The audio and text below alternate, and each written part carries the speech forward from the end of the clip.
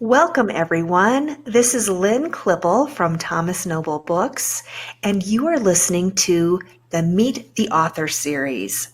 We have such a special guest today.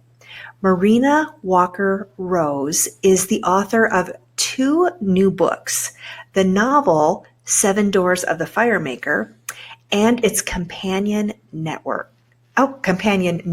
Sorry about that. There is a network of support in this book, but its official title is Notebook.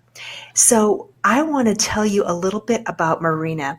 She's become a dear friend of mine, and I'm so proud of her work and her book. So if you arrive early enough and you tuck your shoes by the door when you come in, you just might find Marina Walker Rose with her paintbrush in hand in the sparkling cool of the morning, communicating with the spirits of color and the loamy new green of growing things.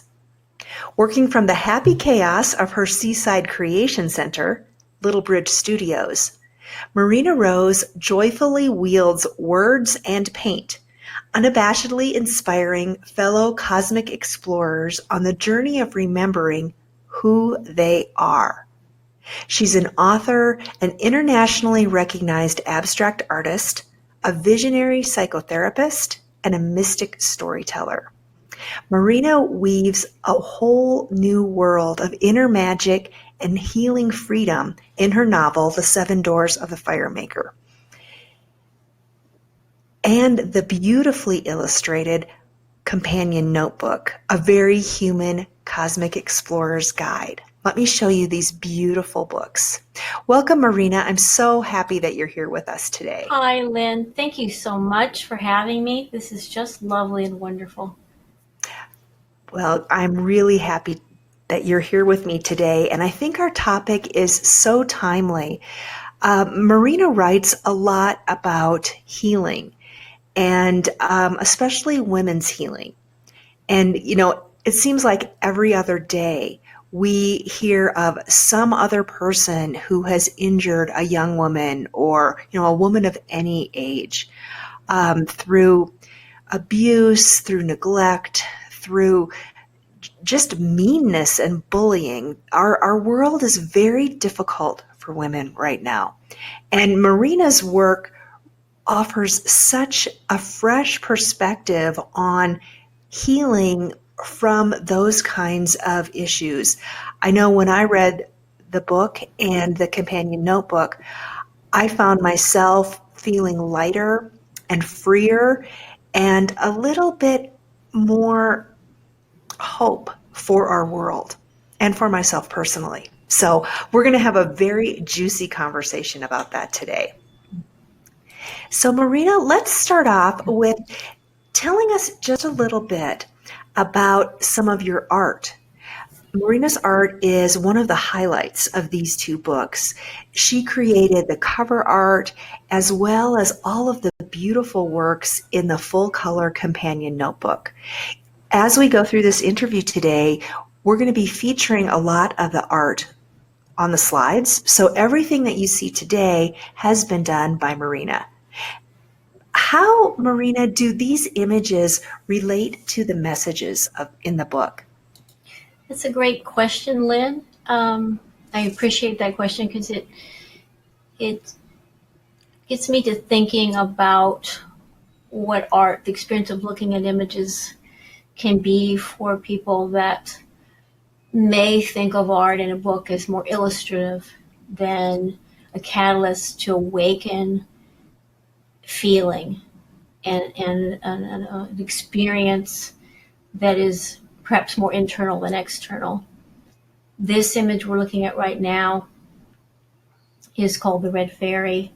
It's on the cover of both books, and it relates to one of the first parts of the story where we go back in time and we glimpse a little bit of Helen's life when she's a young child.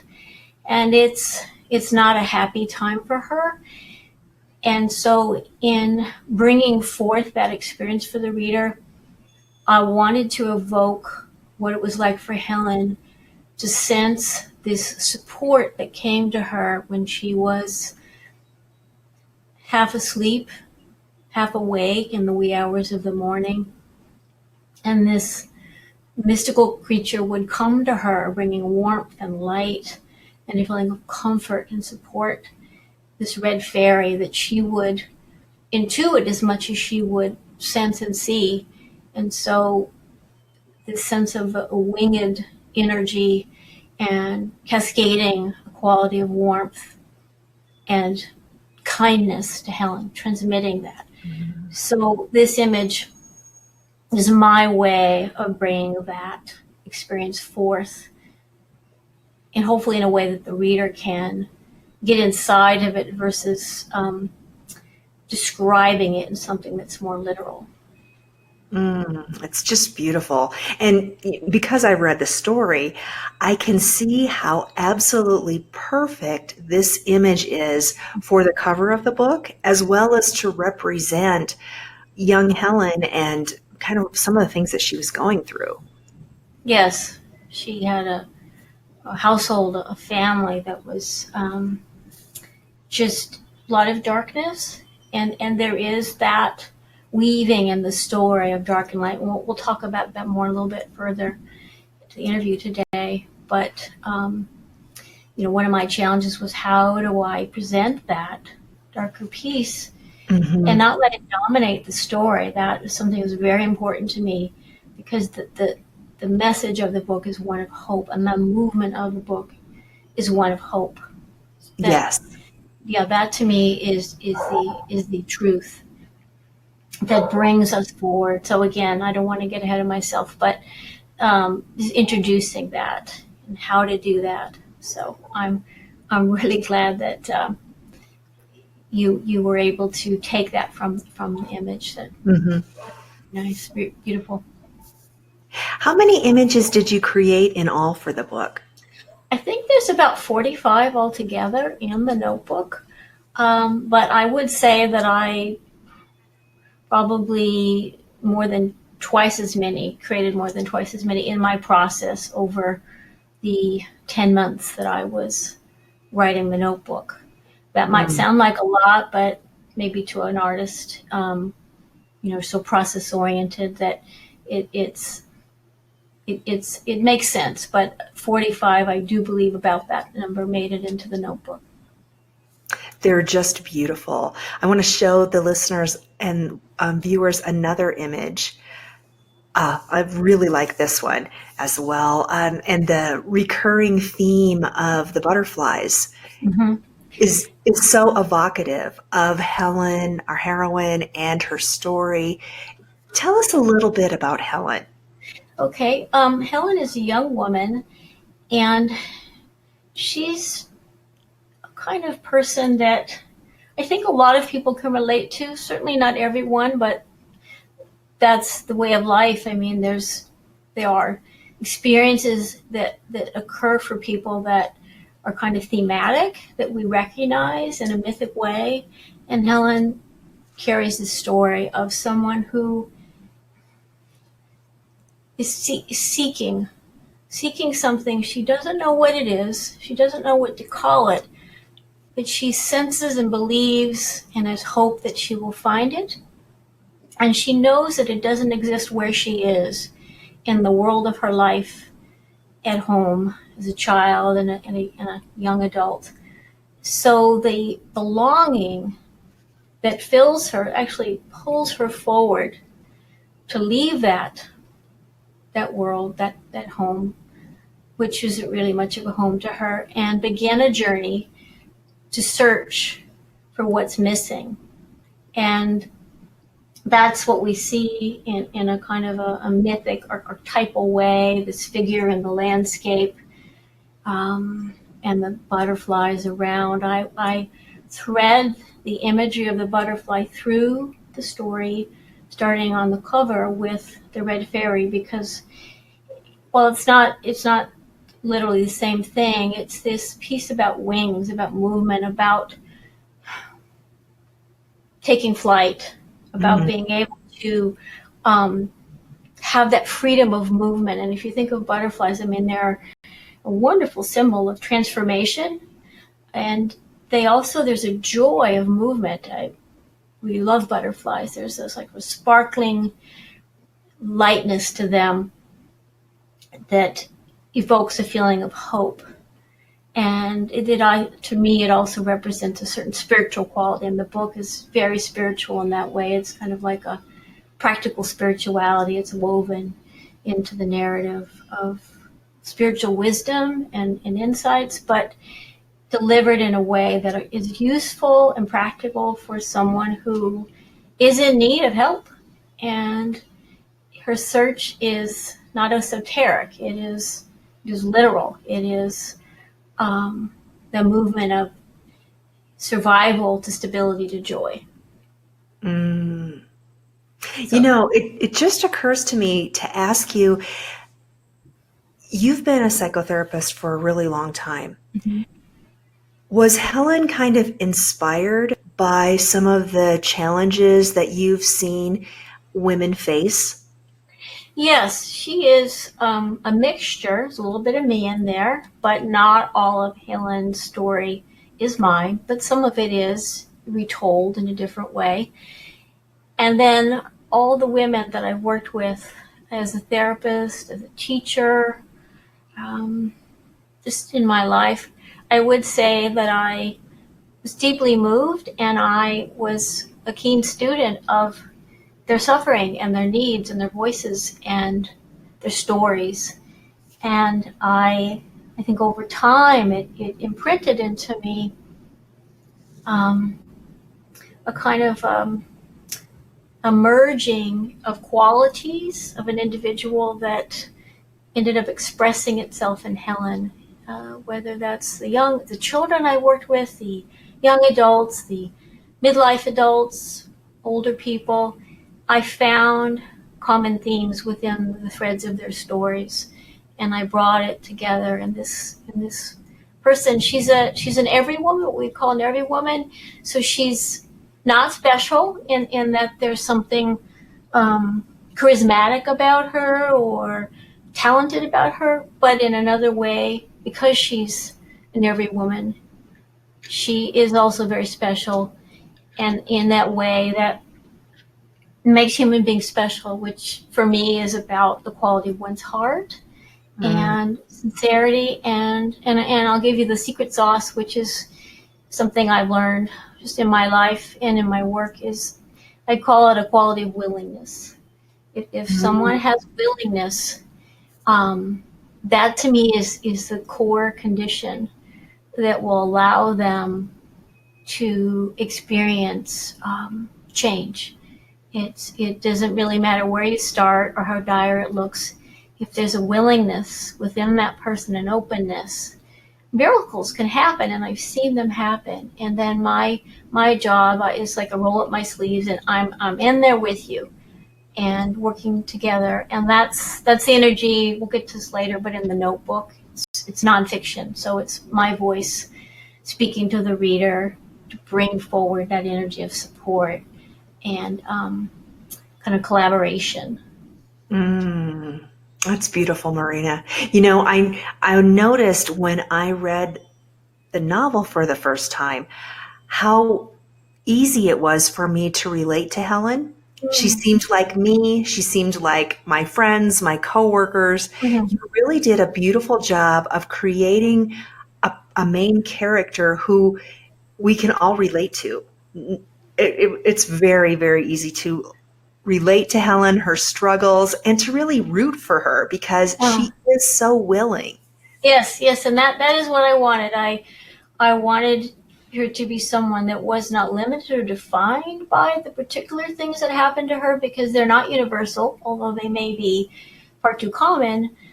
But that it was someone that her heart and what she learns transcend a particular experience, so that anyone who reads the story could find something in there that is very relevant for them. And that has been my experience with this book. And often in ways that are a delightful surprise. People that have found themselves in there and found pieces of the story that have changed their lives.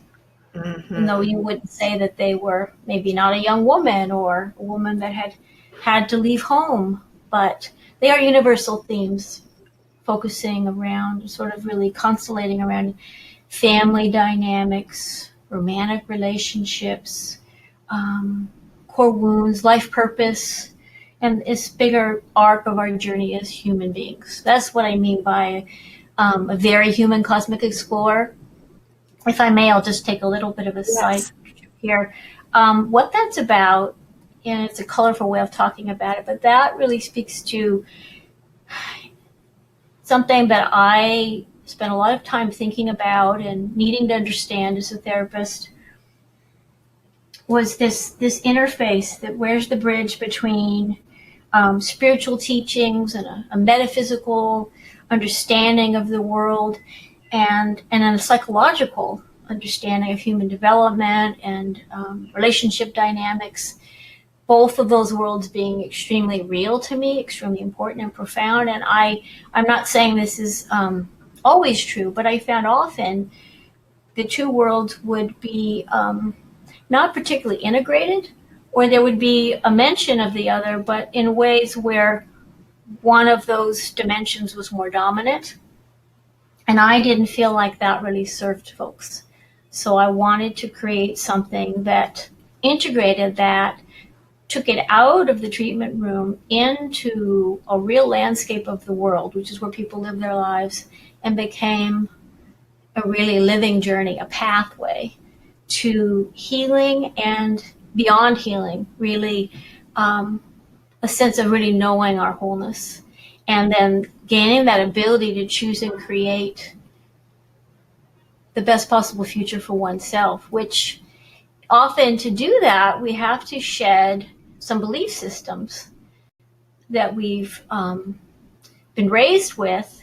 But that alone, which is sort of the therapy part, isn't enough, I believe. Then we need new information. And Yes. that's the piece that comes from Helen's journey through what I call the land behind the doors, and her meeting with the Firemaker, which we'll talk about more later. And so through that journey, she gets to live into that movement. In each door, a particular aspect of life is featured, and she's challenged and has to make choices, and it's very rich. And each of those things then frees her, and she gains an expansion of her understanding of life, of herself, and the bigger world, and it lifts her out of kind of the pain Hmm. and the walling in that can happen, that can block a person from really feeling and knowing and seeing their own wholeness, and that they really are right. And Yes. so that's was my the other why of writing this book. In addition to having the story to tell, I I felt that I wanted to contribute something to help with suffering, the suffering Yeah. that I would see. Um, Not only my own, but I really the driving force for me was to help other people, because in my role as a therapist, this was my daily work, and to really what could I bring to people, and so it led me to create this new model of therapy, and this it's a path. It's really what I would call a new myth and a new map. Mm, beautiful. Well, Mm-hmm. Marina, Helen isn't the only character in this No. book that I love so much. There are some really wonderful characters and creatures that Yes. Helen encounters during her journey. Can you tell us about some of them? Yes, it might sound a little surprising after speaking to some more serious content, but the book is filled with whimsy and joy and silliness and a kind of a curated chaos in a way. There's just like life. And so before Helen enters the land behind the doors and meets the Firemaker, the first people that she meets is a woman named Virgie, who's a bus driver. And Helen meets her and a downpour, and standing in the rain, all soaked. Her lunch bag just soaked and bottom collapsing out. And so this is how we meet her. And the bus pulls up, and she gets on the bus and meets Virgie. And she doesn't know it yet, but Virgie is really the person that initiates her on her journey. And she gives her a snack and something to protect her from the rain. And she writes down on a piece of paper the name of a woman who might have a job for her. And that leads to meeting Perry, who is an older woman that lives on some land that has a garden that's become quite disheveled. And that's the stage that's set. And Helen stays there for a while and has an opportunity to heal and kind of restore herself on a sort of foundational level. And then the next phase begins, where I'm not going to give it away, but she's transported into this land behind the doors landscape. It's kind of a magical realism style of presenting the material. And now we begin to meet some of the really interesting characters. This slide is of Aunt Betty. Aunt Betty is a live oak tree that Helen discovers in the garden inside the land behind the doors. And this is a place for her to go. Aunt Betty just sort of either shows up, or Helen suddenly finds Aunt Betty when she needs a bit of rest and she needs a particular kind of solace.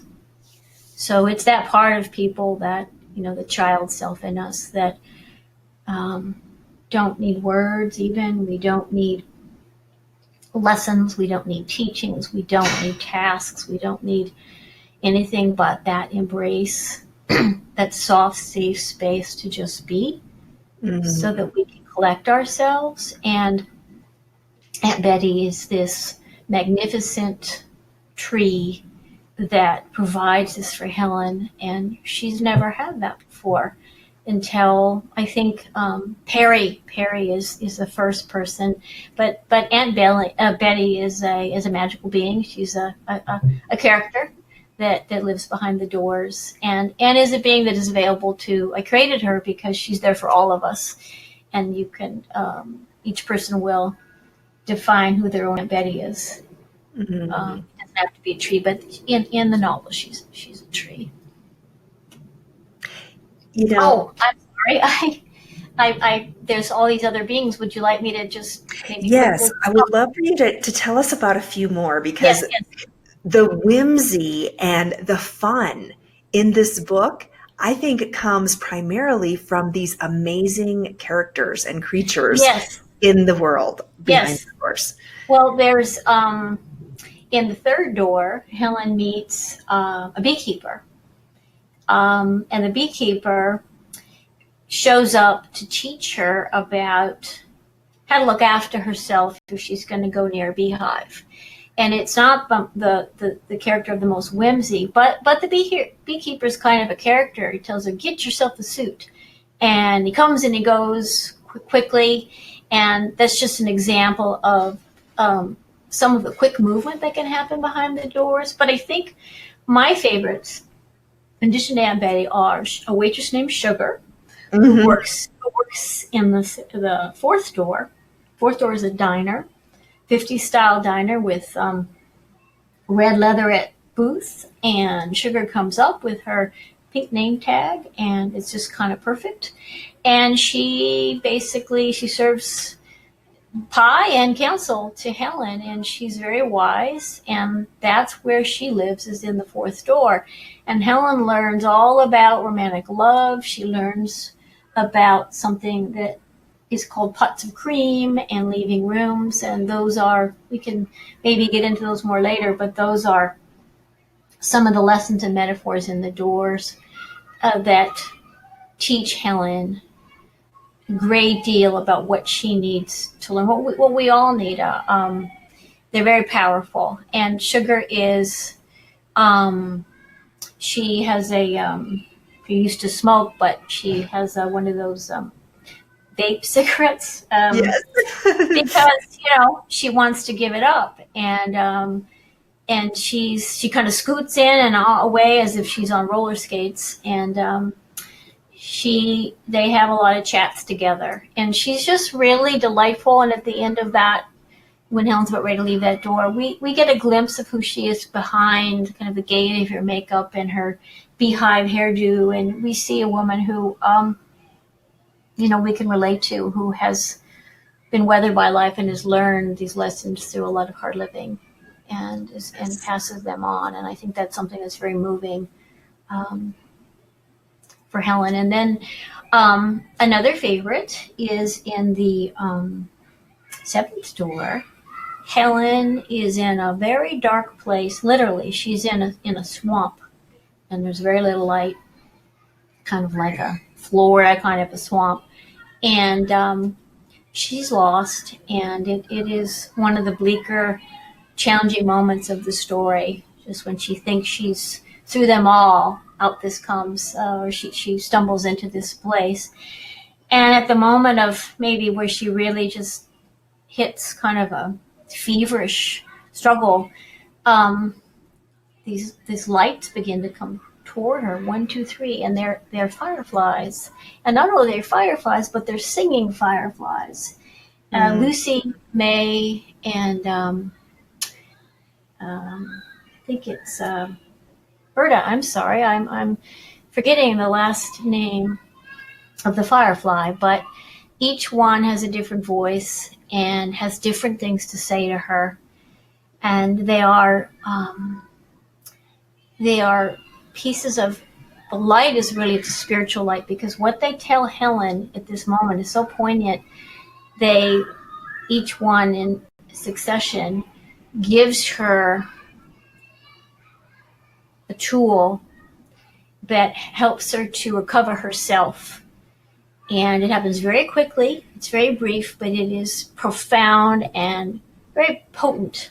You imagine Helen in the darkness, and they just circle around her, and they help her to remember who she is, and that she has the power within herself to get out of there, and that there is an illusionary aspect to the sort of swallowing up of the swamp, that she can move out of there, and she recovers her strength and her will, and she does.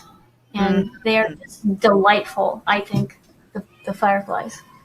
Yeah. And there's a talking frog who makes a quick entrance in, also in the seventh door, that basically is a tour guide and tells Helen that she's going to be going on a tour of the past. So that's a pretty, it's kind of funny. And I think there's other characters, but those are some of the most colorful and whimsical ones, and you will not forget them once you meet them. They're very memorable. Yeah. Marina, you've mentioned just in passing a couple of times about the unique structure of this book, using 7 doors so readers can travel along with Helen as she journeys deeper into self-understanding. How did you come to use that literary device? Well, again, that's a great question. So before I wrote the story, I had the metaphors. I had those that came to me first, that what the teachings were, and the specific metaphors. That was the early level of work.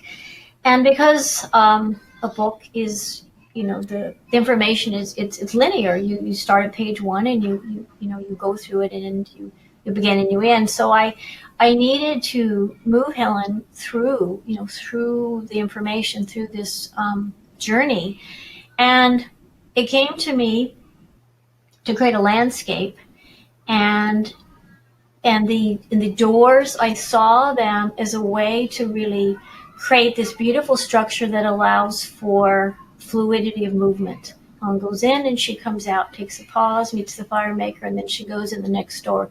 And each time the choice is her, and there's an invitation to continue. And so before Helen makes her way to the land behind the doors, when she's working in Perry's garden, she finds 7 tiles, small ceramic tiles. And so in this sort of alternate universe, these tiles expand to full-size doors. So the doors are an architecture of the story, and I think they're also archetypal because they represent each door opens into a life condition that is that's the piece that I think is so universal that we were touching on earlier. And Yes. it created the device for me to create a movement for the character to continue to journey that allowed me then to bring in these wonderful characters and really be very creative. And each door is a different landscape. It's a different environment, a different climate. So, um, and the last thing I would say about that is opening doors. I think while it's an imaginal device, I look at that in my work as a therapist and teacher as actually very real.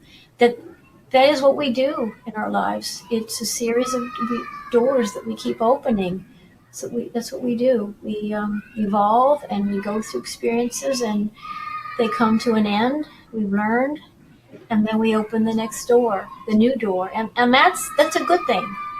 Sometimes people get stuck inside a door, inside an experience, and that's sometimes when we see a lot of suffering or sense of lostness. And so it's even knowing that there's a new door ahead, I think, can be very uplifting for a person. That you Yes. can leave, you can exit. Ellen's free to exit at any moment that she wants or needs to. So I use that as a device in my counseling work to help people and myself. Yeah. Well, this leads me into a really interesting exploration. In this book, there's a landscape. You've created a world, and it has a lot of dark and light, it has pain and joy. There's a lot of contrast, but it's always filled with hope. Why are those themes of light and darkness so important? Again, it's a really important question. Well, the simplest answer that I have is because life has both. It just Mm. does for every human being. And I people ask. I've asked. Yes, thought about this all the time as a child. Why is there so much darkness in the world? You can't really be alive and yeah, be connected to your own heart and not wonder about that. And so people will say, well, do we need to have the darkness to know the light? People ask that a lot. And I don't know. I would hope not, but I know that it's the way that it is. And I know that it's very important. I think it's very important that we have hope. And so for Helen's story, I felt that to be honest and to be able to bring in the beauty and the hope and the things that I believe in is truth about who we are and where we come from and our true nature as human beings, all that goodness, which I believe in. I also had to ground that in the suffering in the darker pieces. As the therapist, this is what we see.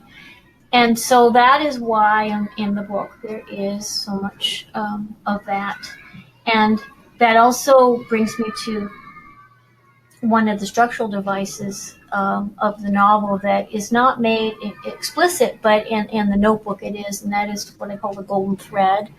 I think we're going to see a slide a little bit about that. And that is my way of talking about that movement of hope. And I use the butterfly as an image of, so we're journeying through sometimes some very dark areas in our life, darker times of the landscape. It's not always that way, hopefully, but there'll be times. And it's that golden thread, that's that hope that keeps, we can connect to that can pull us through. And this image we're looking at right now is something that I call a chain of broken hearts, and it's a big piece in the novel that really shows up. I think we're introduced to that in the third door, but it really comes to full clarity by the end of the story. And I don't want to spoil that, but I will say in the notebook, which is where you'll see this image, it references this notion that um, as human beings, we all have, and again, I don't know that other people would agree with me, but this is my opinion that I've come to have after over many years, that as human beings, we get our hearts broken. Mm-hmm. It's a part of the price of admission on this planet, I think, and it is the nature of the experience. And out of that, then a lot of changes and dynamics can ensue. And both books, part of what they are here to do is to help people with this piece. But I will add to that, beyond your own individual broken heart, I think, I believe, I came to understand this through my work with families, and then, with lineage work. And this is my own vocabulary for this, but it's not, and I don't think it's an idea unique to me, but it's this idea of woundings that travel through ancestral lineages. My contribution to that is the notion that it travels through a chain of broken hearts, and then Mm. through that we would see, people, they talk about, like, in certain lineages there's certain illnesses that are people predisposed to, certain states of mind. That is, while that is true, I look into it, and I see that it is transmitted through a chain of broken hearts. So um, it's something one can inherit, and I don't mean that in an ominous or gloomy way. I just mean that we come from somewhere as human beings. We are part of a larger family on so many levels, our own, biologically, and then of course universally. And I think because we're compassionate, heart-centered beings, we really are. Um, we feel these things, and they can reverberate through. And part of the intention of the story is to help individuals free themselves from this, to come to an awakening that allows them to receive the good that's there, but unchain themselves. And the notebook has a lot of exercises and um, images and words to support that. So Mm. you see the hearts, and then for me, yellow is a color of hope, Yes. and green is healing, and lavender purple is sort of the spiritual kind of consciousness, or just beautiful, beautiful sweetness, and then we see the hearts. It's a beautiful image. Is there anything else that you would like to tell us about the novel before we start talking about the notebook? Yes, this is the image I mentioned a minute ago about the golden thread of sweetness that you'll find in the notebook. And so how this relates to the novel is that um, it's the piece I talked about a minute ago about the movement of that thread of joy. But what I would add to that is that Helen's journey is everyone's journey. It is your journey. It is my journey. It is the reader's journey. What I mean by that is going back to the idea that she is so relatable, but even more powerful, I think, is that what she goes through is relatable. Yes. It's just loss and um, confusion, and um, understanding the nature of harm, and how to connect with that in a way that is freeing and healing at the same time, but not condemning, that evolves a person, with deepens their compassion. And so when you read the novel, hopefully you'll just delight in the story. It can be read as for its entertainment, and just the uniqueness of the story, and kind of the complexity of it, and just some of the fascinating and new ideas. But then if you go back and look at it again, it can settle in this idea that this is a journey, that it's like a journey I can take. And that is really what leads then into the notebook, and the why of why I wrote the notebook. But that's really what I want people to know, that this is their journey too. Let's talk about the notebook because it is the most unique Mm. companion to a novel that I have ever seen. And Yeah. it's very profound. So Mm. tell us a little bit about how you were inspired to create the companion notebook and what its purpose is. Okay. So um, when I sat down to create the notebook, um, I felt very strongly that I didn't want to do it in a traditional way of a workbook. It was very important to me because there's nothing wrong with workbooks at all. I just, if you're like me, you may be, with the word work is in it. Yes. It doesn't sound uplifting. It sounds like Hmm. more. And just, as my experience as a therapist, if people have so much that they're struggling with, they're working so hard, and then to say, here is more work, it's not that they don't want to do it, but they need to feel uplifted and lighter. And so I have that piece. And then as a painter, I keep notebooks, and the kind that artists keep, where I scribble in them and I pin things in them and I do little images in them and I write things, and they're just colorful and weird and wonderful. And I thought, what if I used that way to do the notebook? And that allowed me to feel so free. And I wanted that. I wanted to give that to myself, that feeling of creating this, that it would be filled with life. And specific to the novel, when you read the story, you will feel a lot of different energies, and your imagination will create this world for you. And because it's fiction, but in the notebook it's nonfiction. And I thought, how can I bring that to life inside of a book?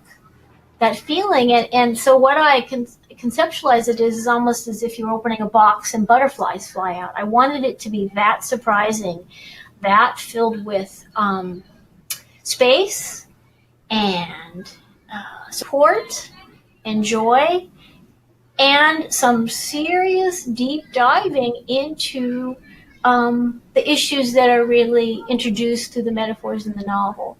So the notebook has images in it, it has essays in it, it has exercises. It's very unusual in the variety and the kind of syncopation with which I drop things in, and that was intentional, to make it be something that you could open at random, in addition to going through it from start to finish, and find something that just lifts up and comes to life. And I wanted it to have that energy in it and be a delight for people to use.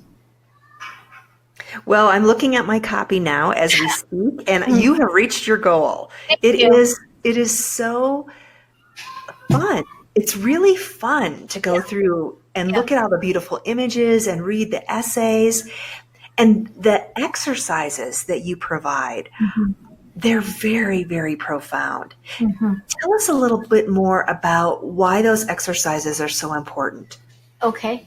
Um, I'll do that, and then I'll mention this image in a minute. The exercises is where I bring in, I would say, that therapeutic voice and give people some tools. Their tools to begin to explore at the deeper facets of the metaphors. For example, the beehive that I mentioned, and I didn't talk about it, but in the second door, Helen discovers this. There's this whole thing about pearls and oysters, and the pearls are basically the within the system when there's been different injuries, when that heart is broken, and then it continues to build on itself. It creates what I call this pearl, and it would take a lot of our time to sort of go into that. It's a whole content area, but in the companion notebook, I have exercises. One of them, for example, that the oyster and pearl speak to each other. So the oyster represents our wholeness, and the pearl, the wound. And And so the oyster speaks to the pearl through voice of compassion, much like I would with someone. But the idea is that an individual can do this for themselves, which is really what needs to happen. And so that's one piece. There's another idea that it's actually in the novel, but it's a term called shrapnel, and that's the idea that when we've had these wounds, it's like fragments from a bullet. I know that's kind of dramatic language, but that's what I see with people. These pieces can be buried inside of us, and in a time, they will work their way out because it is our nature to heal and to evolve and to become free. Whether it happens in this lifetime or not, it is how we are wired. And so I have exercises that very specifically help people to engage that process in a way that I'm not able to do in the novel. I introduce the metaphors, and Helen receives them, and she's changed by them. And in the notebook, I go in and I open them up, and the exercises allow me to do that in a way that a person may not relate to one part of it, but another part. Does that make sense? It does. It does. It's almost, I wouldn't want to call it a self-healing program, Mm-hmm. but the exercises in there I found very potent to help Mm-hmm. me explore some of the things that have happened in my past, some of the ways that I would like to heal. Mm-hmm. The way that, I read these ideas in the novel, Mm-hmm. and I kind of sparked to think, oh, I Yes. need to work on that issue as well. And then when I got to the notebook, voila, there were all these tools and ideas Mm-hmm. and prompts for me to really dive deep and apply the ideas from the novel into my own life. And I Yes. loved that. Yes. Oh, thank you. Um, that was my intention. I love how you said that, to apply them. Exactly. That's what I wanted. Because people, they read the novel and it sparks them, and then it's like, well, how do I take this in and work with my own story? Mm-hmm. And the exercises support that. And I'll just say a little thing about this painting. Is called The Little Bridge. And what I what my perception of this image is that it is in the garden where Helen meets the Firemaker. This is a magical garden where it's when she meets her, it's summertime, and it's ripe and luscious and fertile and warm. And this is the beginning of Helen finding what she's been looking for through this meeting of the Firemaker. Which again, I'm not going to spoil the story, but um, I chose this slide, because this image, because um, I felt that I could gather up in a way the various different exercises by presenting them through this image of saying, um, the notebook itself creates an opportunity to be in relationship with yourself, just in the way you were explaining, Lynn, of not exactly a self-help program, but a way for a person to cultivate um, this benevolent, compassionate, forward moving, supportive, integrated relationship with themselves, which for the time being of the notebook, my voice is there to hold that for them. And that Yes. is the voice of the Firemaker. So I look at that and I see that sort of haloed figure as being the Firemaker, and that smaller image is Helen. Not that she's smaller or lesser, but she arrives. She arrives at a very low point. She arrives as this very human cosmic explorer, and she discovers grace. And so I think that the notebook, uh, maybe I'm biased, but I feel that in its totality, in addition to being wonderfully fun and really interesting, is, I think what I wanted to do is to give people a space of grace.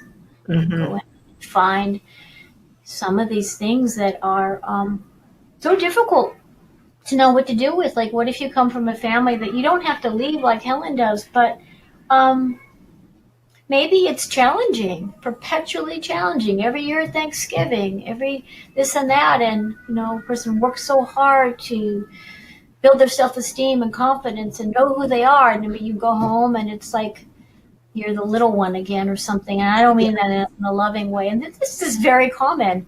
So that's just one example. Or um, the fourth door, really, the lessons that we mentioned sugar before, really the reason that I created that piece in there, those lessons of pots of cream and living rooms, is I had at the time of my practice a lot of women who had or were currently being abused. Some had left their partners, some had not yet left, and these women were they were being destroyed in terms of their own life force, and I would it would keep me up at night. How can I help them? How can I help them? It wasn't enough the traditional tools that I had or anything I could say, but he loves me, they would say, and that piece. And so I asked for a way, like how can I open this up? How can I get through? And actually, this came to me in a dream. The leaving the rooms and the pots of cream, and I began to use that in my counseling sessions, and it worked. And it Mm. gave people a way to say yes, and I love him, and I wasn't. My method is I don't take things away from people. I'm not going to say don't love him anymore. It's love, and then with that, leave with that. And love yourself more. Love and know that love will continue until it runs its course. To grieve that, it will process, but you can love someone and know not to go be with them. And Ah, and that was like the piece that sometimes it's so obvious, but sometimes we can't reach when we feel so just pulled in by romantic love, by this primal love, and if you have children with someone, and that cycle of abuse is the abuse, and then, oh, I'm sorry, I love you. And women, I mean, people tend to have, most people, not everybody, but people tend to have, I think, tender hearts. And someone is sorry, we say, okay, all right. And then it happens again. And that's the thing. I think the people that come to my books are going to be the people that have a sense that maybe some patterns are repeating, and they have a almost a vacuum like power to keep us stuck. So these tools in the fourth door are really deeply into how to help people leave that, to move forward, but in a way not dismantle or destroy their loving nature, or to tell them you have to stop loving anybody. It's adding to that. yes. That leads me to ask you about if you, how you could maybe share with us a few examples of some of the metaphors and teaching that are contained in the novel and the notebook, how they have impacted readers. Um, there's so many. Let me think for a second. Well, this one is, as I mentioned before, about the pearls, and there's a whole piece in the notebook how I explain how tears. So that represents when we're hurt, when we're younger, through unkind words. It doesn't even have to be physical abuse, but this way in the world we see this unkindness. It has an effect. People bleed in places that no one can see. And not every wound is of the flesh. There's a wound to our heart, to our sensibilities, that create shock, that create distress, that create diminishment, that confuse us on a cellular level. And that image is a presentation of the heartbreaking and weeping, and then those tears become pearls. And I go into that great detail in the notebook. So that piece has been very helpful, in just what I just was talking about, working with individuals that it's not a frivolous matter, or even an annual matter that, boy, going back into the beehive, or I've got this relationship that's kind of challenging, gives me a headache. I'm talking about sometimes life or death, or people that, it has affected them on such a primal level that the suffering then takes over. And so that's one. I don't know if that's the best example, but that there's a way kind of to explore that. metaphor, and that has been life changing for lots of people. I would say the beehive has been one. The beehive and the diner are the two doors where I have seen people have exponential shifts. The beehive represents a family dynamic, and the bees, it's the bees' nature to sting. It doesn't make them bad in anything. It's just their nature. And so, if you're going to go into near a beehive, you have to understand the nature of the bees is to sting and why you're going. And if you're going to go, do you have protection? Do you have a way to look after yourself? And that's where the beekeeper comes in into the novel. So that piece has been powerful for people, whether they have experiences like Helen and like I did, or folks that it's a kind of happy beehive, but they're still being held back or limited by maybe the group perception of who this person is. I've seen people, they needed this to then move on to what I call their city of joy. Maybe they have, a good life, they've got lots of stability, but they feel unfulfilled. They feel that maybe they're living on a career path or living an identity that was one that their family wanted, and if they break out of that, even if they knew how, that it would cause such hurt within the family. So the beehive is has been a metaphor that I think it's very sticky. That's Malcolm Gladwell's term in the tipping point. It's very sticky. People instantly understand that, and it empowers them.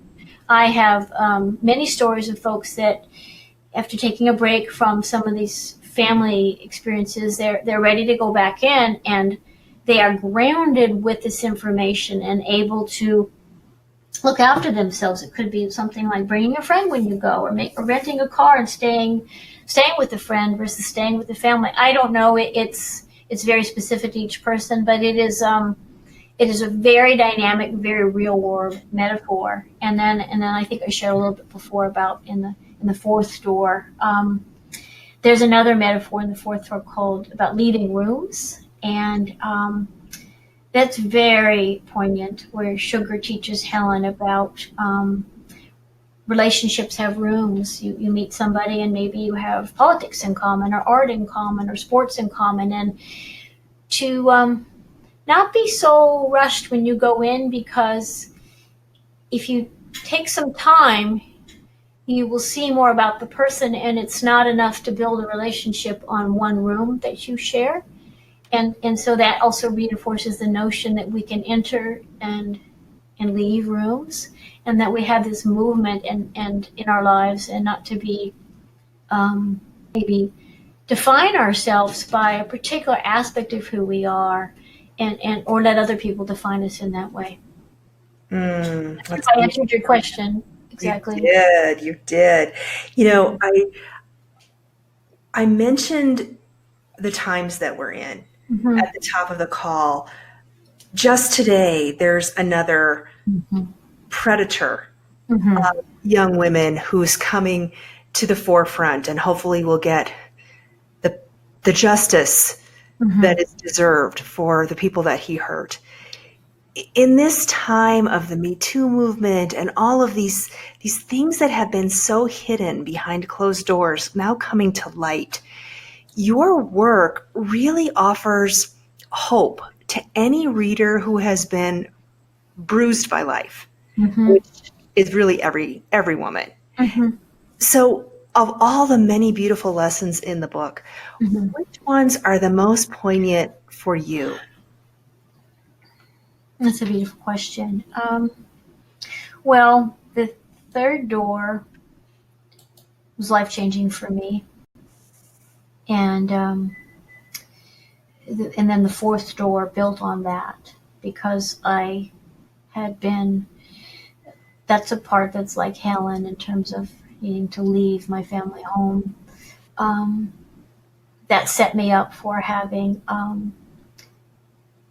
romantic relationships where um, power imbalances, power struggles, rewoundings could happen. And this is something that I'm not unique in this. Like you mentioned, all women in one way or another. Our society has been going along on this track for such a long time. So there's that, and then I would say there's something in the novel that comes. Um, it's before the fireflies come along and help Helen to remember who she is and find her way out of the swamp. That she does go on a tour of her past, and she I don't not giving too much away. She sees there's a little figurine of a donkey and a little stuffed animal of a bear, and they're named Donkey and Blue. The bear is blue and it's lost an eye, and its mouth is stitched shut, and it's very poignant. And the story, Helen, um, this references back to the beginning, when the red fairy comes to her in the night to help her survive that, and she reaches for them to rescue them. They're this beloved little they're not toys, they're just these little figures, these little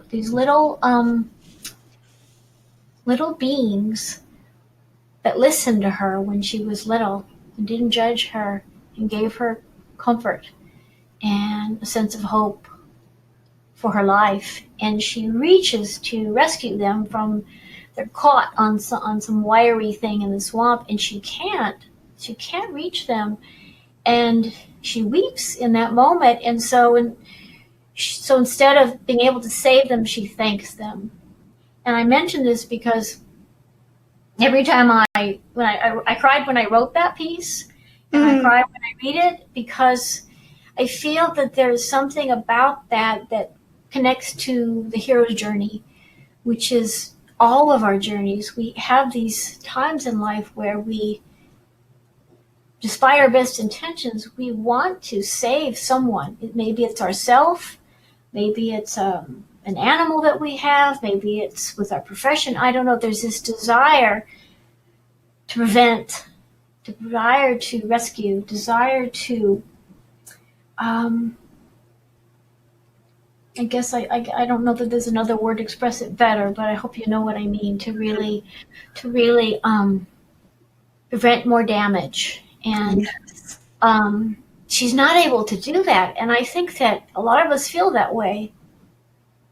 We hear these stories, and you want to prevent more injuries. So that is very powerful for me. And then just to maybe lighten things up a little bit, I would say the entire sixth door for me is really profound. Uh, Personally, it is a moment when everything comes together in the story, and there's this big, powerful movement of Helen goes sailing, and she's in a storm, and she's challenged, and she doesn't cry out for the Firemaker this time, and she has this massive experience of almost dying in that, and then coming to safe land. And this image we're seeing is an aerial view of her sailing to a place called Star Island. And on Star Island, she has these amazing experiences where she smashes her pearl and finds something I call her sunstone, which we're introduced in the beginning. That's that hope inside, that thing she's seeking. And with that light of that, she makes her first fire. And it is so powerful, and she claims no more Yes. darkness. And that to me is the energy of that, the landscape of that, the lessons of that are they're combustive, and I love that. It's just very it's visceral, and it is game changer. And so this image is an aerial view of her passageway there, rather than showing any specific part of that journey. I want it to be evocative, and it is basically a map. And I talked earlier about um, this notion of maps, how we need new maps. The old maps, they're not really serving us in this world now. Joseph Campbell talked about the need for new myths, calling folks to create new myths. And I took that to heart, and I wanted to have my story be that for people, my contribution to that, and so you could think of the notebook and the novel together as being that field of a new map. And so I thought this was a great place to actually have a map, an unconventional map, but if you think about things in a more imaginal way, then we're seeing the charting of this sort of miraculous experience that comes to the later third of the novel, where the tempo is quickened and she breaks through and emerges quite transformed. Yes. Marina, I think that Joseph Campbell would very much approve of the myth that you created of Helen because it's so relatable. It's very, every woman who reads your book will see parts of herself in this story. And you show a path of transformation Mhm. that is beautiful and very unique. I read a lot of books for Mhm. and I have never read anything like yours. Oh, And thank you. oh, you're so welcome. Then you layer on the notebook, Mhm. which gives readers the tools to start deep diving into their own life and just with a playful, lighthearted, safe Mhm. space to explore some of these issues and create their own transformation. Mhm. Um, these are very powerful works, and I'm sure that everybody who reads them will be healed, and that butterfly will fly for them as Mhm. well. So thank you for sharing them with the world. Oh, thank you, Lynn. Thank you so much for giving me the space to talk about them with you today and share them with the readers. It's just been a very gratifying experience. And I hope that I was able to open them up in a way that's useful for people. Oh, I know you have. Mhm. So, listeners, if you are interested in learning more about Marina's beautiful works, go to Amazon.com Mhm. and just search for Marina Walker Rose, and you Mhm. will find both the novel and the full color, beautiful notebook that Mhm. goes along with it. It is very, very beautiful, and the Mhm. kind of book that you will read more than once Yes. Yeah. and learn something new every time. Mhm. And if you'd like to learn more in general about Marina and her paintings, her works, her workshops, she has some events and other adventures. You can go to her website at marinawalkerrose.com. Mhm. Thank you again, Marina, for being with us today. And thank you, everyone who's joining us to explore what's possible for all of us who want to heal. Oh, This has thank been Lynn Klippel from Thomas Noble Books. Goodbye, everyone. you. Bye bye.